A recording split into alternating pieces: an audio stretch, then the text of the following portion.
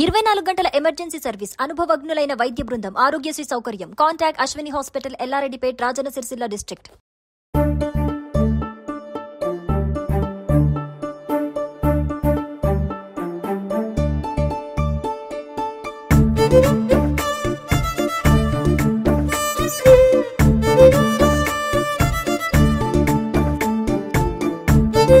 ఒక మారుమూల గ్రామం నుంచి వచ్చి ఈరోజు ఒక ఉన్నత విద్యను అభ్యసించి ఒక ఉన్నతమైనటువంటి ఉద్యోగంలో చేరి ప్రభుత్వ అధికారిగా ఈరోజు సేవలు అందించడానికి ముందుకు వస్తున్నటువంటి యువ విద్యార్థినికి మనం సుమన్ టీవీ ద్వారా అభినందిస్తూ వారికి మేము చిన్న గిఫ్ట్ స్వీట్గా సుమన్ టీవీ ద్వారా మేము అందజేస్తున్నాం.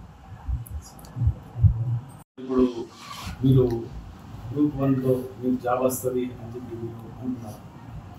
అంటే ప్రిపరేషన్ అయ్యేటప్పుడు ఎట్లుంటుంది అంటే అండి, ఒకరోజు నమ్మకంగా అనిపిస్తుంది, ఒకరోజు సిలబస్ కవర్ కానప్పుడు భయంగా అనిపిస్తుంది. సో ప్రిపరేషన్ చేసిన వాళ్ళందరికీ ఇది తెలిసిన విషయమే. ఒకరోజు ఎంత కాన్ఫిడెంట్గా ఉంటారో ఒకరోజు అంతా డీలో పడిపోతూ ఉంటారు.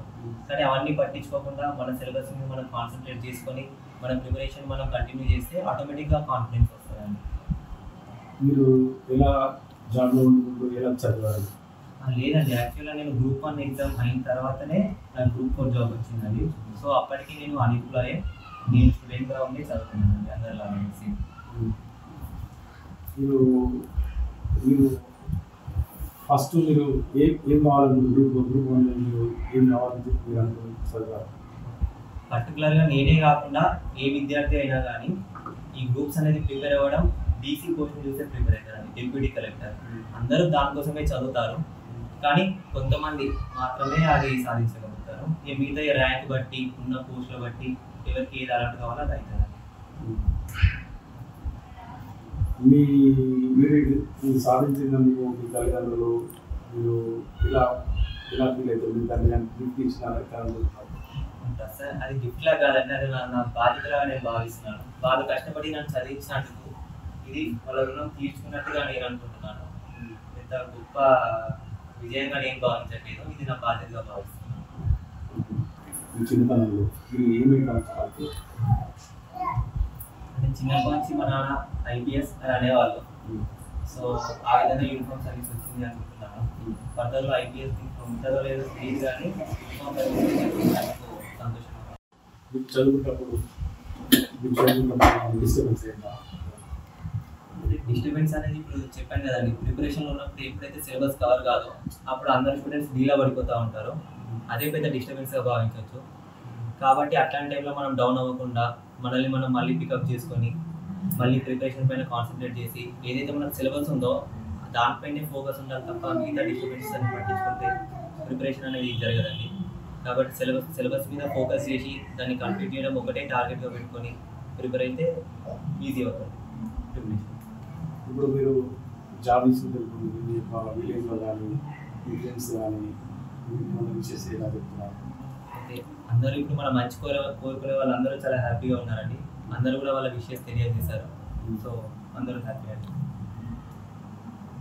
ఈ స్టేడియంలో మీరు ఎలా చదివేవారు, ఇలా ఉండేవారు? మీరు ఫర్దర్ పిల్లలకు చదువుకునే వారికి చెప్పగలరా?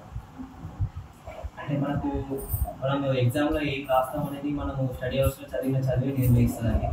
కాబట్టి సిలబస్ని నీట్గా బ్రేక్ డౌన్ చేసుకొని ప్రతి టాపిక్ కవర్ అయ్యేలాగా దానికి సరిపడా నోట్స్ ప్రిపేర్ చేసుకుంటే ఎగ్జామ్లో కాన్ఫిడెంట్గా రాయగలుగుతాం. మరి తల్లిదండ్రులు ఒకసారి మనం అడిగే ప్రయత్నం చేద్దాం. వాళ్ళ ఫాదర్ ఎలా ఫీల్ అవుతుంది, మరి వాళ్ళ అమ్మ ఎట్లా ఫీల్ అవుతుంది, ఒకసారి అడిగి తెలుసుకునే ప్రయత్నం చేద్దాం.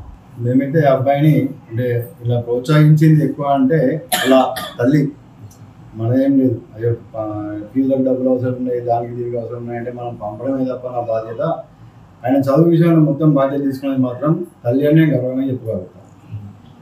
స్టడీ విషయంలో వస్తే కూడా హోంవర్క్ కానీ స్టడీ చేస్తలేవని చెయ్యు అని స్కూల్కు టైం వెళ్ళమని కరెక్ట్ ప్రోత్సహించి పంపేది కూడా తల్లే. నేను చూసుకున్నది ఏం లేదు, వాస్తవంగా మొత్తం బాధ్యత అంతా ఆమెనే తీసుకున్నది. ఏ రోజు కూడా పిల్లలు కూడా మా ఇద్దరు, మా అమ్మాయి అయినా మా అబ్బాయి అయినా స్కూల్ ఏమైనా హాలిడేస్ వచ్చినా రీఓపెనింగ్ డేనే వాళ్ళు మళ్ళీ స్కూల్లో అటెండ్ అయ్యేది. ఒక్కరోజు కూడా వాళ్ళు ఆబ్సెంట్ అనేది ఉండలేకపోయేది. పిల్లలు అంత సిన్సియర్గా చదువుకున్నారు. కాబట్టి మేము చాలా గర్వంగా ఫీల్ అవుతున్నాం.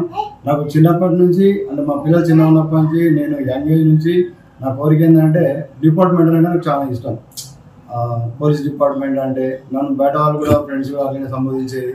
నాకు కూడా అదే ఇన్స్పిరేషన్. మా అబ్బాయి కూడా ఇప్పుడు అదే జైల్లో డిఎస్పీగా బాధ్యతలు తీసుకోబోతుంది కాబట్టి దాని గురించి చాలా గర్వంగా ఫీల్ అవుతుంది. అసలు ఏదైతే ఉందో మీ తల్లిదండ్రులు పిల్లల్ని చదివించడంతో మన బాధ్యత ఉంటుంది. వారు ప్రయోజనం లేనప్పుడు మన గర్వకారం జరుగుతుంది. మీరు చదివించినందుకు మీ పిల్లలు ఈరోజు ఒక ప్రయోజనం కదా, మీరు ఎలా ఫీల్ అవుతుంది? చాలా హ్యాపీగా ఫీల్ అవుతున్నాం. ఎందుకంటే సిన్సియర్గా చదువుకున్నారు, మంచి ఏంటిది మన ర్యాంకులు సంపాదించారు, మంచి జాబులు సంపాదించారు. కాబట్టి మేము చాలా హ్యాపీగా ఫీల్ అవుతున్నాం. మీరు ఎట్లా ఫీల్ అవుతారా? మన కొడుకు జాబ్ వచ్చింది కదా, మీకు ఎట్లా సంతోషంగా ఉంది? గర్వంగా ఫీల్ అవుతున్నాను. ఆయన చాలా కష్టపడ్డాడు. 10 సంవత్సరాల నుంచి కూడా బీటెక్ అయిపోయినాక కష్టపడ్డాడు, వచ్చింది. ఆయన ఎక్కడికి రాకపోయేది, ఒక్కరోజు కూడా ఆబ్సెంట్ ఉండకపోయేది. ఎటు మేము వెళ్ళొస్తుంటుంది కానీ వాళ్ళ పిల్లలు నా కూతురు కానీ నా కొడుకు కానీ ఇంట్లోనే ఉండేది. మేమే పోయేస్తుంటాం బయటకు. ఇంకా బాగా ఫ్రీగా చదువుతుంది. అయితే ఇప్పుడు ఇంట్లో ఉన్నప్పుడు ఎలా చదువుకుంటుండే అమ్మ? మీరు చేస్తుంటే స్ట్రిక్ట్గా మెయింటైన్ చేసేదాన్ని. చదువు వర్క్ కానీ అందరూ మా చుట్టాలు కూడా తెలిసాయి బాగా స్ట్రిక్ట్ ఉంటారు. మీరు అనుకున్నారమ్మా ఈ మీ కొడుకు ఈ జాబ్ వస్తుంది అని చెప్పి మీరు అనుకుంటారా? గ్రూప్ 1 లేదా జాబ్ మంచి జాబ్ కొడతాడని తెలుసు. ఫస్ట్ అయితే హ్యాపీగా ఫీల్ అవుతున్నా అండ్ ప్రౌడ్గా కూడా ఫీల్ అవుతున్నా. బట్ ఇదంతా ఉట్టి అయితే వచ్చింది కాదు. చాలా కష్టపడి చాలా డిసిప్లిన్గా హార్డ్ వర్క్ ఇదంతా చేస్తే కానీ ఇది రాలేదు. చాలా పేషెన్స్తో వెయిట్ చేశాడు. మా గవర్నమెంట్ నుంచి కొంచెం 2-3 సార్లు ఎగ్జామ్ క్యాన్సిల్ అయిపోయి అదంతా ఉంది. అది ఉన్న తర్వాత కూడా అంతే కన్సిస్టెన్సీ మెయింటైన్ చేసి బాగా హార్డ్ వర్క్ చేసి చిన్నప్పటి నుంచి కూడా విజయాన్ని బాగా గ్రాప్ చేస్తాడు బాగా ఈజీగా. సో దాంతోపాటు హార్డ్ వర్క్ కూడా తోడైంది కాబట్టి ఈ సక్సెస్ వచ్చింది. యాక్చువల్లీ అయితే మా మ్యారేజ్ అయిన తర్వాత విజయ్ కొన్ని టైం ఇవ్వడానికి నేను జర్మనీకి మళ్ళీ రిటర్న్ వెళ్ళిపోయాను. సో తన ఫ్యామిలీకి దూరంగా ఉంటూ చాలా కష్టపడ్డాడు. ఏమో మొత్తానికి అయితే పేషెంట్గా ఉండి కన్సిస్టెంట్గా ఉండి డిసిప్లిన్గా ఉండి సాధించాడు. ఇలా మ్యారేజ్ అయిన తర్వాత కష్టపడి జాబ్ వచ్చింది అని చెప్పి మీరు ఎలా ఫీల్ అయ్యింది?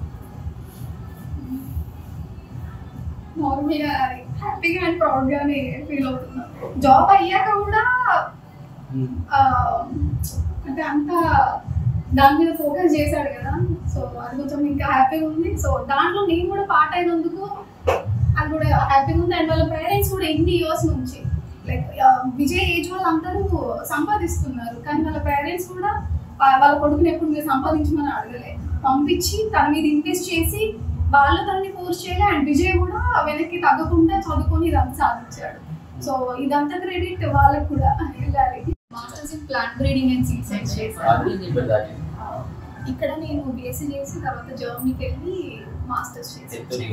ఒక 1.5 year అట్లా జాబ్ చేసి మాకు 2023 ఫిబ్రవరిలో అయింది.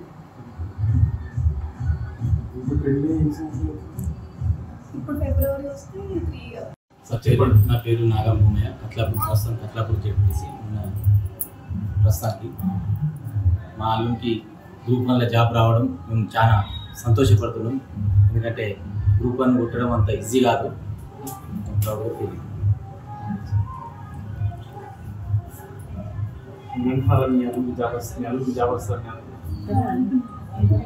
బాగా కష్టపడతాడు,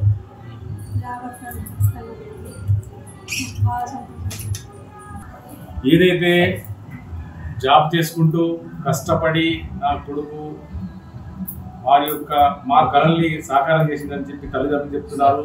ఏదైతే విజయ్ గారు ఇక్కడ మేము చెప్పేది ఏంటంటే సుమన్ టీవీ ద్వారా ఒకటే చెప్తున్నాము, వారు జాబ్ చేసి పేదవారిని ఆర్తుల్ని ఆదుకోవాల్సిన అవసరం ఉంది.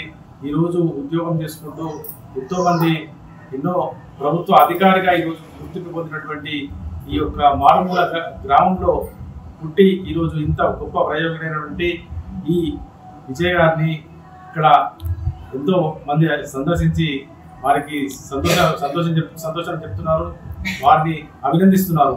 మరి మరి తల్లిదండ్రులు కూడా చాలా సంతోషపడుతున్నారు.